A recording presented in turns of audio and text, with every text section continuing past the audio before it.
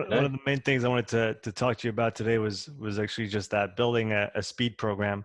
So if you were to take us through your process, and we could maybe do it with two athletes on the spectrum, more of a beginner still learning how to run, how to put his feet in front of one or the other, and then working with a higher level athlete who already has all this dialed in, and you're just kind of fine tuning things. So where do you start? What's the first step to building a proper speed program for you? What's the first step to take? First thing I do is I look at the athlete. I'll look at them. I'll be like, right, because ultimately you want short body, long legs. All right, that's what you really want. But team sports, you rarely get that. Alex was long body, long legs. Like he had a midsection like the size of a cooler, like so you look at the body, and then you can start making some educated guesses about actually what type of sprinter do we need to push this person towards being. So you have a pre-planned, preconceived idea, like heaven forbid you get someone with a long shin and a short femur, like that's your facts basically, because that's difficult. Yeah. That's really difficult. But it's not impossible. It's not impossible because everyone has the ability to get faster. Not everyone's going to win the 100 meters in the Olympics, but everyone has the ability to improve. And so the first part of it is like, right, what's our easy wins? Irrespective of an athlete's ability to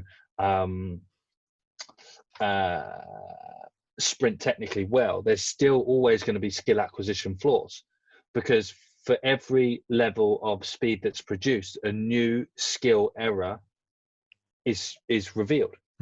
And if anyone has trouble thinking about that, think Warren Gatlin against Usain Bolt in a 100-meter final. Like 4 steps from the end, he takes a full step, ruins the race.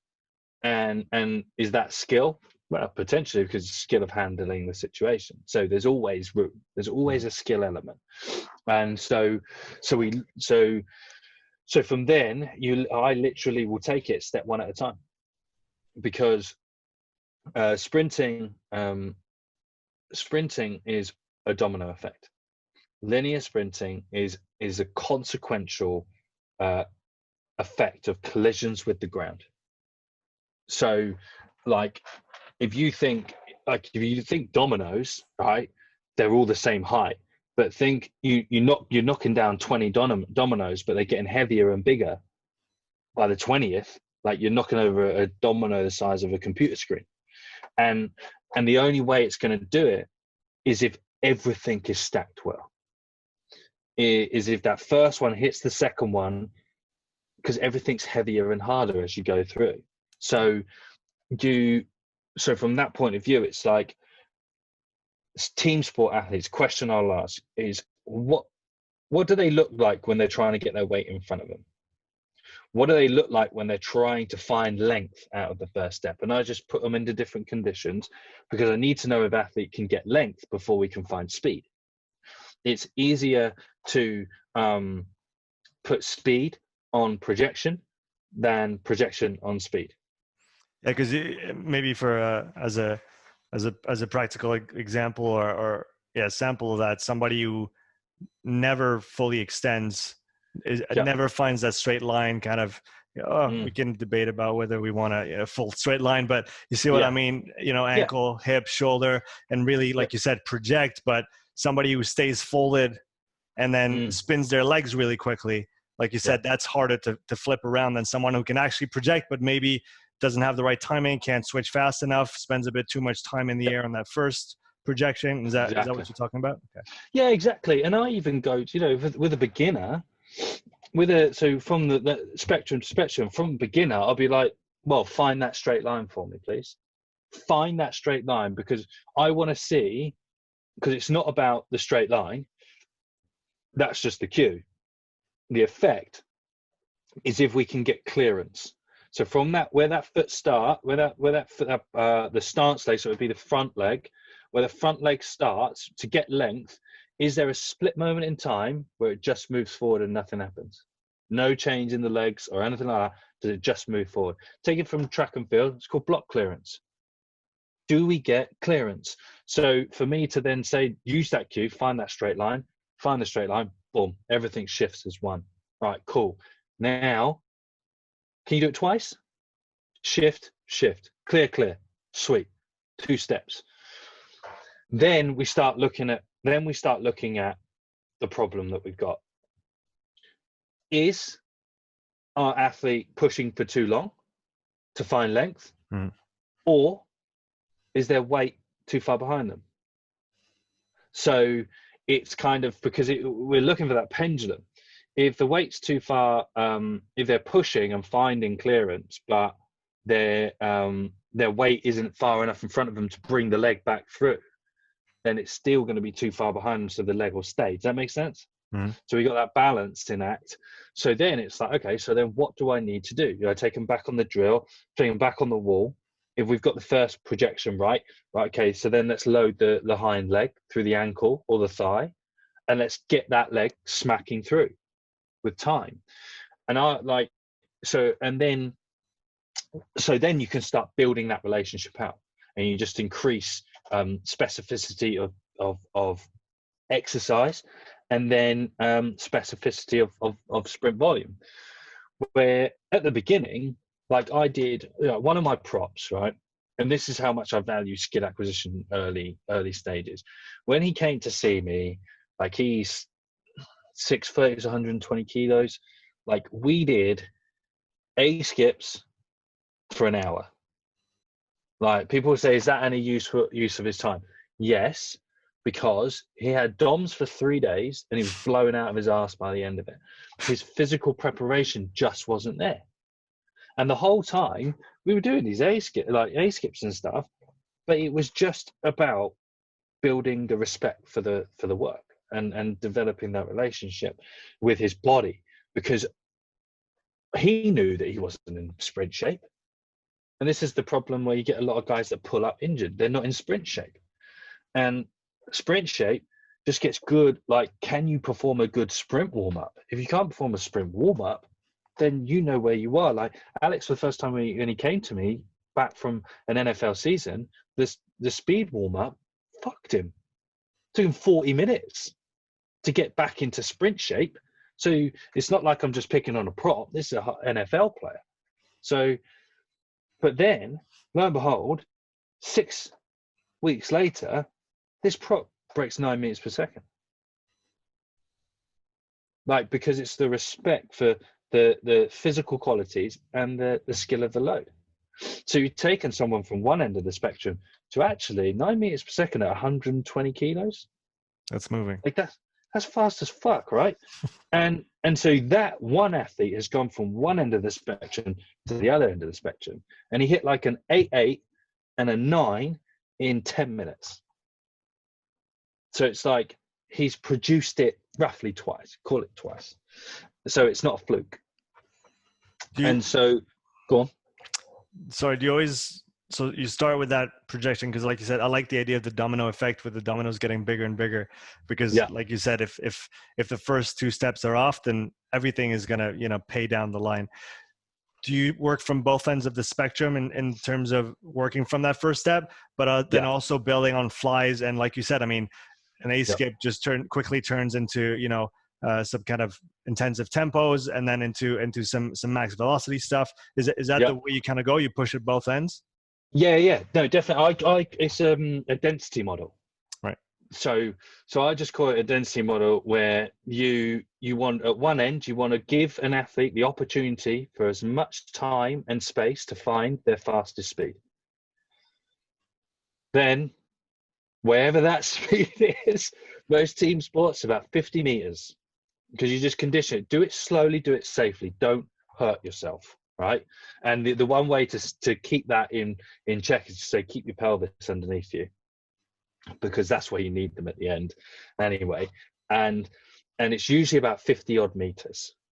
And then over time, you're collecting data from your front end on how that's moving and where they're getting to within 8 or 9 steps, and you're just closing the gap. So like, this is random, like loose numbers off the top of my head. Alex, 9.7, 55 meters the beginning of this year. Once, then to 9.9 inside 40 meters, like I said, over 9.5 6 times off walkbacks inside 40 meters. So that's how you pack it. And then, so I always will look at acceleration, if I can, acceleration and max velocity on different days, because we need to teach the athletes a respect for both. And I hate, hate's like a really bad word, but like it's just there's so much of it in 2020. We got to get rid of the word. Yeah. And I'm just passionate. It's not because I hate it. It's because I'm passionate about my opinion a bit. I'm a mentor, remember? So I can't hate anything apart from bad wine. You're allowed to hate that. Yeah. So what was I saying? Right. Okay. Yeah. So, and I don't like the idea of squatted running. I don't like the idea of squatted running, because if we're looking at two ends of the spectrum, it just exists in the middle. It's a step, like it's a step and hip displacement level relative to the ground on the path to find high gears.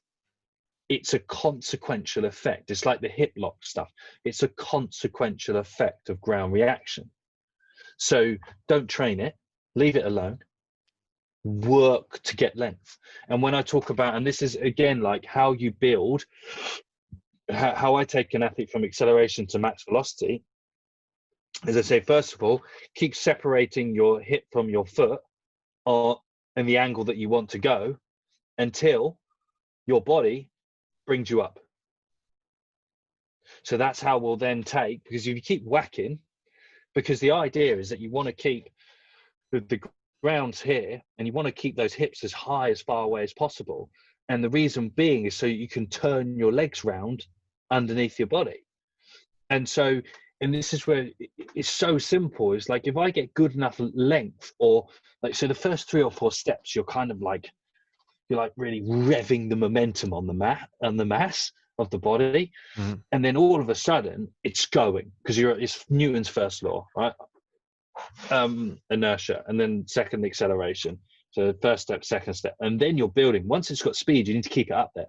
So you need to get as much length away from it as possible, but you need to move your legs twice as fast as the way your hips are moving, and then keep it up there. And there's no point in forcing that relationship, because if you keep fighting for length, you'll find height, because it's just the other way around. It's just angular displacement, right? And so you're pushing it up as you get through. So, and then I talk to my guys a lot about acceleration curves and distribution of acceleration, and this is something I've not really seen anyone talk about, which I really want to like discuss this more with people, because to be fast at 10 or fast at 20 or time to 10, time to 20 they're brilliant, but they're still general to the game. Like, your acceleration curve is dependent on the situation that's put in front of you. So within that density model, I'm like, right, I'll take a guy who taps out after 6 steps, and I need to teach him to accelerate through 20 steps. And that's another weak link in a more specific, a more advanced sprinter, in terms of team sports anyway. But then also, like, good track sprinters, they will just dive off at the end.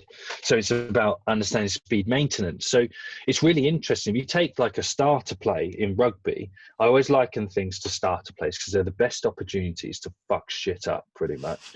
And being as a winger or an outside back, starter plays were amazing for me, because you just have to, if you're in the right place and the dominoes fall into place, and you just hit the line at the right time, no one's stopping you, because it's physics. They're not going to stop you. How do you beat someone? Run faster than they can turn. Simple. That's like fundamental. So, but then you need to time your acceleration curve up to it.